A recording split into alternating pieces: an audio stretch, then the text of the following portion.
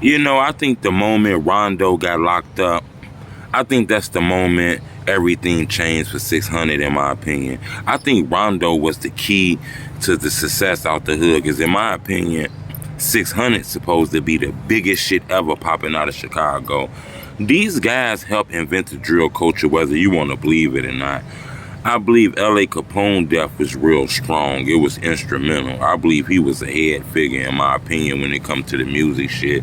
I believe once he died, a lot of shit crumbled down. But once Rondo got locked up, everything kind of changed. Everybody, you know, transition, in my opinion.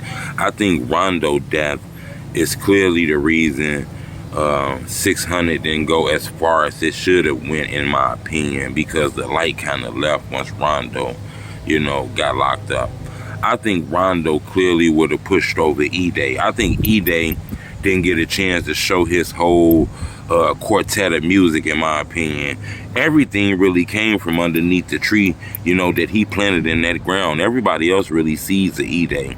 I think if Rondo would have gotten the game strong enough, the world would have been super interested in, you know, the whole 600 background, and I think Edai would have popped up quick. I think people in Chicago knew about it, but I think if Rondo would have went big like Lil Durk and everybody would want to know about OTF, I think it would have been like that with 600, and Edai would have got his just due, in my opinion.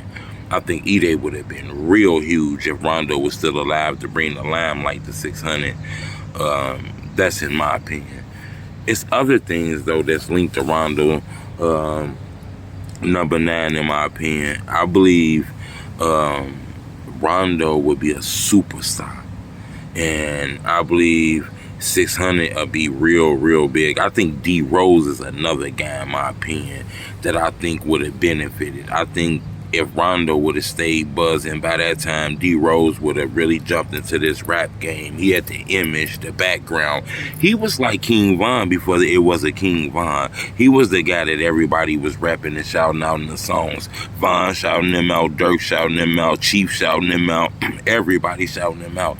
He had that background, so people know D Rose was living a street life. I believe D Rose could have been a drill superstar. If King Von could have did it, D Rose could have did it. They kind of remind me of the same type of people, if you ask me.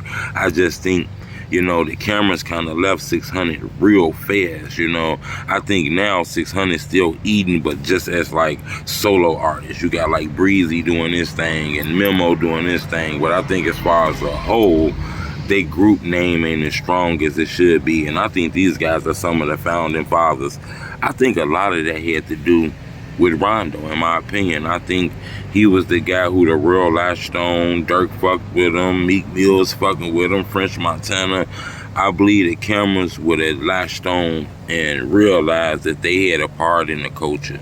You know, LBG and 600, them diss records from a long time ago kind of pioneered what people call diss rap now. Maybe not the drill culture, but the diss rapping. That shit kind of pioneered it, man. I ain't saying them was the first drill songs ever, but, you know, unfortunately, Rondo and C-Day caught that murder case. That's kind of resurfacing again on the internet.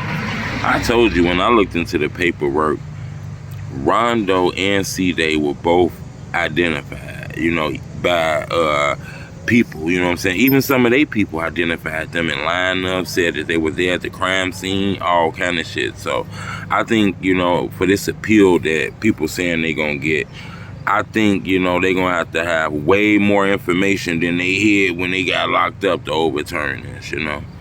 I think this is a crazy case. A lot of people always ask about this case. This shit happened a long time ago, and this is still trending to this day. I think it's crazy. I always say this. A lot of younger members of 600, from LACapone, D Rose, C-Day, RondoNumbaNine, you know, the young ones. A lot of the younger guys kind of caught a lot of bad the energy and shit, you know, and end up losing their life due to gun violence. And a lot of them got locked up and shit like that. So, you know, a lot of the younger 600 members took a lot of brunt of this shit, man.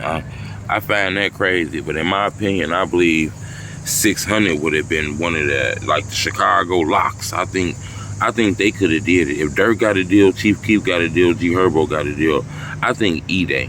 I think the cameras came to OTF and they blew them up. I think the cameras came around Dirk. I think the cameras was just like YouTube cameras around Edai and them. I think once the industry cameras would have got around Edai and realized LACapone come from him, Breezy come from him, the Rondos, the C-Daves, and all these people, I think the culture would have embraced Edai super strong, in my opinion.